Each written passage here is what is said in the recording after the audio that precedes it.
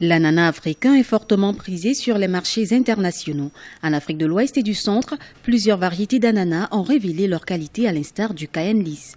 L'ensemble de la production africaine, selon l'Organisation des Nations Unies pour l'alimentation et l'agriculture FAO, s'élève à 3 millions de tonnes, dont près de la moitié est assurée par le Nigeria. Le Ghana, le Bénin, le Cameroun, la Côte d'Ivoire et la Guinée se succèdent respectivement en termes de production. C'est l'ananas de l'Ouest Afrique qui est représenté par le Cayenne lisse, surtout produit par la Côte d'Ivoire pendant longtemps.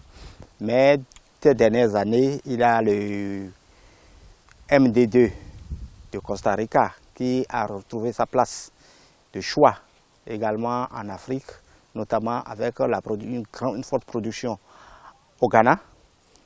Et au Bénin, il y a le pain de sucre. L'ananas Cayenne lisse, fortement cultivé en Afrique de l'Ouest, exige l'utilisation d'un produit dénommé étrel ou étéphon. Ce produit à la longue a des répercussions sur la qualité de l'ananas. Cette situation incite de nombreux producteurs à se conformer aux normes européennes en valorisant d'autres variétés d'ananas, dont le pain de sucre vert. La stratégie actuelle est déjà le fait que nous ayons mis en place le label ananas pain de sucre.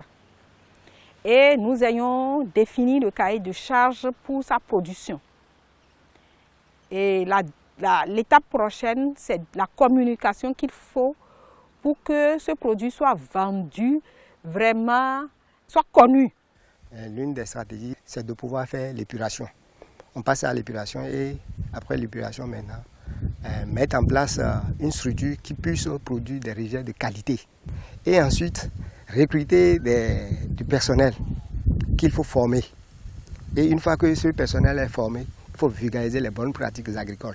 Selon des experts, la demande d'ananas frais sur le marché international a été évaluée à plus de 20 millions de tonnes en 2015.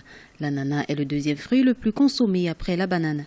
Il représente 20% de la production mondiale de fruits tropicaux.